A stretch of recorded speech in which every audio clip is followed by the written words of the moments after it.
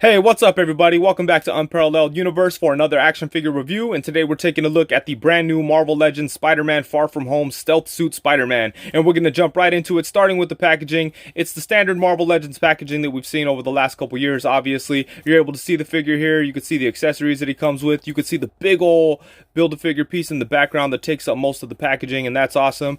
And aside from that, the figure looks cool in there. It's collector friendly. You can take the figure out, all that good stuff. We get some artwork on the side that looks pretty nice. On the back, we get a look at the other figures in the wave. There's some pretty cool ones in here, especially Hydro Man and Mysterio. And I already have the Far From Home Spider-Man, which I like a lot, but it just needed some paint.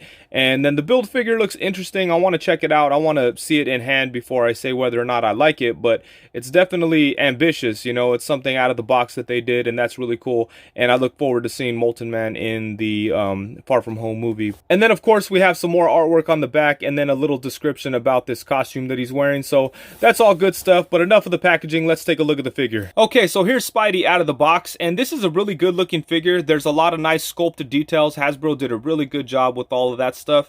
They usually do a good job on sculpting their movie figures, but sometimes they could come across kind of cheap looking and some of the plastic looks a little too shiny, and that's definitely the case here. There's some parts that are shiny and then some parts that seem a little bit more matte black. I just wish the whole figure was matte black. I think that's the route that they should have taken, but as is, the figure does look really good, and I do like all the sculpt work on it. It looks really nice. Check it out here on the leg. There's like some straps sculpted on there, just a bunch of little things going on, some more like buckles and things sculpted on in there. Just a lot of really cool stuff going on with this costume that could have been really simple, you know. So I'm glad that the designers of this costume decided to put all these little things on there, you know, to make it more interesting. And I like this outfit a lot because it reminds me of Spider-Man Noir, and I'm sure that's what they were going for, and that's pretty obvious when you look at the head sculpt, because it definitely feels like Spidey Noir, especially with the felt looking mask there and the goggles. If they were more round, it would be like spot on to Spider-Man Noir, but just as is, you could tell that it's influenced by it.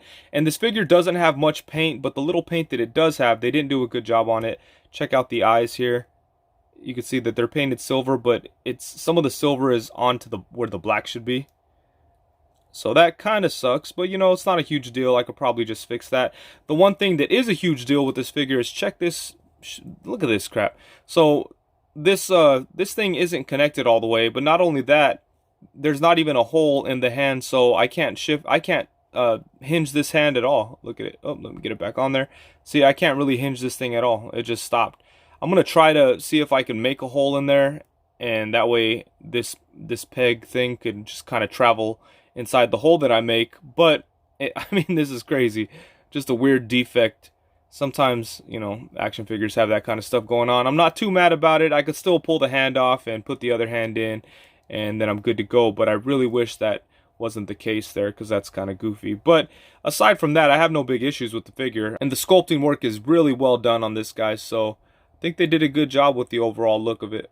And he does come with a couple of accessories, including 2 sets of hands. The first set is a pair of fists, and then he has a pair of thwip hands. And then he does come with 2 different heads, the first one just being a regular head with the mask on. And then the alternate head is with the goggles flipped up, and I think that's really cool. I like that they did that. I mean, an unmasked Tom Holland head would have been nice, but I like that they went with something a little more unique. And what's cool about these things is they feel like pretty hard plastic, so you don't have to worry about them breaking or anything. I kind of thought this was like on a hinge or something and it would come down, but it doesn't. It's just a solid piece of plastic. And he does come with the Build-A-Figure piece, and the piece that he comes with is Molten Man's left arm, it looks like. And this thing looks like the sculpting work is very nice on it. And I really want to see this guy completely put together in hand, because I think it looks kind of cool, but pictures just don't do it justice. I've seen a couple guys take some really cool pictures of it. I might want to put this thing together because this does look pretty cool, and I like the colors and stuff on it. And this is like a beam that is loose, so it could come out. So pretty cool stuff. And yeah, I'm gonna have to see if I could assemble this thing. For some size comparisons, I have him here alongside the Far From Home regular suit Spider-Man and the Homecoming homemade suit Spider-Man. And just so you guys could see, I did hit this guy with a little bit of a repaint. I'm not quite done, but I do like the way it looks a lot more. You could see the lines and the sculpt work, so that's really good stuff. And he is about the same height as the Stealth Suit Spider-Man, so that's good. And then next up, we have him alongside the Mezco 112 Collective Logan and the Hasbro Lightning Collection White Ranger. And then here he is next to the Marvel Legends Infinity War Iron Spider and the Marvel Legends Homecoming suit Spider-Man. And next up, we have him alongside the SH Figure Arts Age of Ultron Captain America and the Marvel Legends Avengers Nick Fury figure. And we really need a new Nick Fury in this outfit because he deserves it. He's one of the main Avengers characters, and this figure just isn't very good. It doesn't do the character justice at all, so hopefully they give us a new one of these days. And then for the final comparison, we have him alongside the Mafex Amazing Comic Book Spider-Man and the Mafex Homecoming Suit Spider-Man. Okay, for the articulation, I think they did a pretty good job with it, but ever since Hasbro came out with the Power Rangers Lightning series figures, I'm always a little disappointed with the amount of articulation they put in their Marvel figures, because even though it's okay, they could do so much better, man, and they've proven it with these kind of figures. And even with some recent Star Wars figures and the Overwatch figures, all those lines have like better articulation than Marvel Legends. It's just crazy. So hopefully they start showing Marvel Legends a little more love in that regard. But anyways, let's get into it. His head is on a ball joint, so it can go side to side. He could look up to right there. He could look down to right there. And then he does have a torso joint. And that's the main thing that I wish he would get from those other lines, is that mid-torso cut along with the ab crunch. I think that'd be awesome. But yeah, he doesn't get much movement on this ab crunch, as you could see. But he can go back a really nice amount. And then he does have a waist swivel. For the arms, he does have the butterfly shoulders, so that's nice. And he does have ball joints up here too, so he can go all the way around. He has upper bicep swivel, double jointed elbows, which get pretty good bend, much more than 90, but it's not like they come all the way up. And then he has a swivel at the wrist and a hinge at the wrist. For the legs, he could pretty much do the split, so that's nice. He could bring his leg up only to about right there.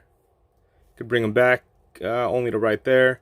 Then he's got the upper thigh cut, double jointed knees, no lower leg swivel, but he does have some pretty good feet, so check that out. They could go up and down a really nice amount, and then they have the rocking ankles. So the articulation is pretty good, but it could definitely be better. But still, you could get him into some pretty good poses. Okay, so overall, I do like this figure, but I'm not in love with it. And it's really nothing special, to be honest with you. It's basically what we've come to expect from Hasbro for a Marvel Legends movie Spider-Man figure. It's not bad. Actually, the sculpt is really good on this guy. I just feel like the articulation is a little lacking. And maybe it's because I'm comparing with other lines that Hasbro does, and I feel like Hasbro can do more than they are with Marvel figures, so it just kind of makes me feel like a little disappointed whenever I get a figure that I feel like it should have more articulation, like Spider-Man. So I don't know, hopefully Hasbro, you know, takes that step and starts giving us more articulation in Marvel figures, or at least the same articulation that they do in the Power Rangers lines, you know. But anyways, I mean, this figure's okay. He could have been better, but I'm pretty happy to have him because I do like this costume design. And you know, I don't think that it completely satisfies my need for this look for Spider-Man, so I probably will pick up the Figure Arts one, and hopefully Mafex announces one soon, because I'd probably pick up that one over the Figure Arts one, but you never know. And I do like the accessories that this figure comes with. It's always cool to get multiple hands with Spider-Man figures, but the thing that I like a lot is that alternate head. I really dig that look with the goggles flipped up. I think that's really cool. So yeah, I think he's a decent figure, but he could have been better. And I think that's it. So thank you so much for watching. Please be sure to like, comment, subscribe, and all that good stuff. And also make sure to pay attention to my channel, because I'm going to be doing a giveaway pretty soon here, because as you know, Comic-Con is right around the corner, and I always like to give away exclusives during Comic-Con time. So make sure to pay attention to that, and I'll be putting out some details about that shortly. So that's it. Thank you so much. Peace.